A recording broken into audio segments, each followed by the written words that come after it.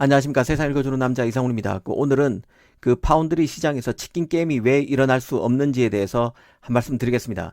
최근 삼성이 그 파운드리 분야에서 이 낮은 수주 단가를 무기로 TSMC의 고객을 일부 뺏어오면서 과거 메모리에서 있었던 치킨 게임이 파운드리에서도 일어날 수 있는 게 아니냐는 얘기를 하는 사람들이 있는 것 같습니다. 이 단도직입적으로 말씀드려서 파운드리 시장에서는 치킨 게임이 불가능합니다. 그 이유를 천천히 짚어드리겠습니다. 일단 치킨 게임에 대해서 간단히 살펴보겠습니다. 이 반도체 산업에서 치킨 게임은 말 그대로 후발주자가 죽을 때까지 선두업체가 물량 공세를 통해서 칩을 찍어내는 것을 말합니다. D램 치킨 게임 역사를 보면 1차 치킨 게임은 2007년께 나타났습니다. 이 대만 업체들이 D램 생산량을 늘리면서 2년 만에 관련 제품 가격이 10분의 1 수준까지 떨어지면서 발생했습니다. 이때 그 세계 2위의 D램 업체였던 독일 반도체의 자존심 키몬다가 파산했습니다. 이 당시에도 삼성을 빼고는 나머지 D램 생산 업체들이 모두 영업 손실, 그 적자를 기록하면서 하루하루 위태로운 경영 행보를 보였었습니다. 그 D램에서 2차 치킨 게임은 대만과 일본 업체의 이딴 라인 증설로 2010년께 발생했습니다. 이때 바로 그 히타치 반도체를 모토로 했던 일본의 엘피다가 간판을 내리고 미국 마이크론에 흡수되고 맙니다.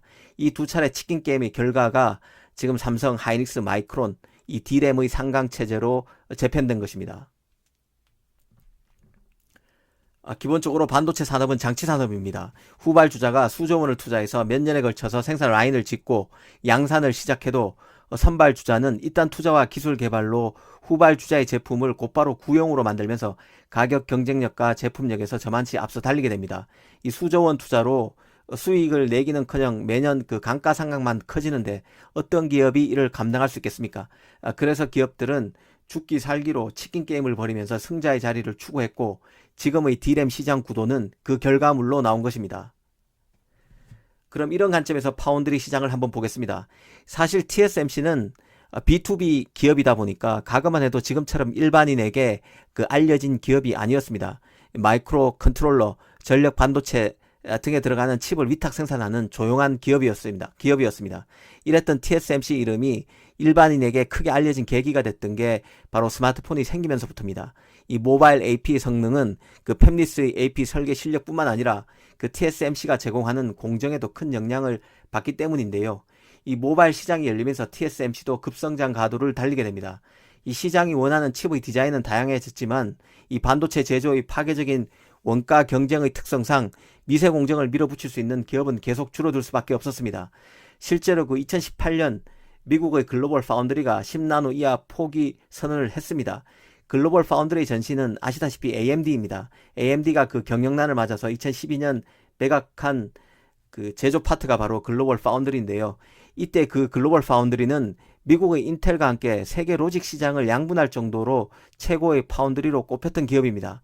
하지만 이런 글로벌 파운드리도 미세 공정을 포기함으로써 이 첨단 파운드리 시장에는 전통의 강자 TSMC와 삼성만 남게 된 것입니다.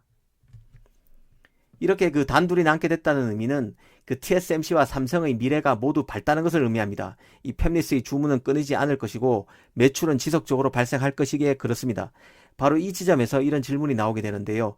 이 두 회사 간에 모든 시장을 한 회사가 먹기 위해서 치킨 게임을 버릴 수도 있지 않을까 하는 이런 질문을 하게 됩니다. 그 결론부터 말씀드리면 두 회사 간 치킨 게임은 일어날 수 없는 구조입니다. 이미 그 가점화된 시장의 특징상 두 플레이어가 한쪽이 죽을 때까지 치킨 게임을 벌릴 수 있는 상황이 아닙니다. 왜일까요? 한번 따져보겠습니다. 일단 그 TSMC가 삼성을 대상으로 치킨 게임을 벌일 수 있을까부터 생각해 보겠습니다. 이 시장 점유율만 놓고 보면 그 TSMC의 시장 점유율은 50%가 넘고 삼성은 17에서 18% 수준입니다. 그 점유율만 보면 가능할 것 같기도 한데요. 하지만 최근 삼성이 거대 팹리스 물량을 속속 수주하고 있는 데서 보듯 이미 그 TSMC의 그 생산 폐부로는 시장 수요를 다 감당하지 못하는 상황입니다. 이 TSMC가 삼성을 죽일 요량으로 수주 단가를 삼성보다 더 낮춘다 해도 칩을 만들 팹이 없는데 어쩔 수 없다는 얘기입니다. 이보다 더 근본적으로는 TSMC와 삼성은 체급 자체가 다릅니다. 이 TSMC 연매출은 최근 몇 년 새 급성장했다고 해도 삼성에 비할 바는 아닙니다. 지난 2019년 기준으로 TSMC 매출은 46조 원, 영업이익은 15조 원 수준인데요. 반면 삼성은 연매출 230조 원에 영업이익이 27조 원에 달합니다. 이 반도체, 가전, 스마트폰, 디스플레이 사업부를 가진 삼성을 상대로 전문 파운드리 업체인 TSMC가 치킨 게임을 벌이기에는 체급 자체가 딸린다는 뜻입니다.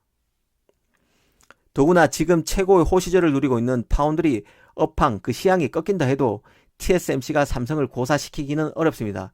상식적으로 봤을 때 통상 그 시장이 불황으로 접어들면 아무래도 1등 기업으로 물량이 더 몰리게 됩니다. 물량이 적기 때문에 그렇죠. 그래서 생산 팹이 모자라서 삼성으로 갔던 물량, 이런 물량 자체가 없어지기 때문에 1등 기업으로 물량이 몰리게 돼서 삼성으로서는 더 힘들어질 수 있다고 보는 게 합리적인 관측입니다. 하지만 이 경우에도 삼성은 엑시노스 등 자체 친 물량이 어마어마하게 많기 때문에 파운드리에서 이런 보릿고개를 넘길 물량은 충분히 됩니다. 그래서 삼성은 생존이 가능한 구조입니다. 그럼 반대로 삼성이 TSMC를 상대로 치킨 게임을 할 수 있을지 따져보겠습니다. 이 경우도 어렵습니다. 이 삼성이 과거 메모리에서 치킨 게임을 하듯이 할 수는 없는데요.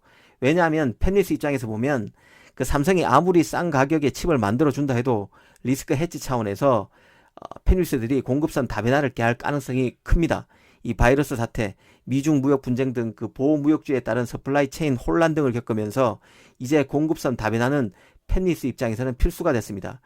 여기에 칩 산업의 특징상 파운드리 교체 등에 보수적일 수밖에 없는 팹리스들이 그간 돈독한 비즈니스 관계를 쌓아온 TSMC를 버리고 삼성의 낮은 수주 단가만 보고 모두 삼성을 선택할 것이란 가정은 꿈같은 얘기입니다.